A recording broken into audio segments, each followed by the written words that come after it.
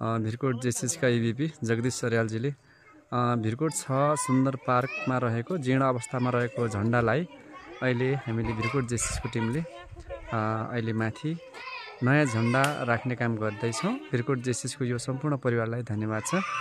हाम्रो प्रेसिडेन्टजी सहित सम्पूर्ण भिरकोट जेसिसका साथीहरू तलबाट अवलोकनमा हुनुहुन्छ।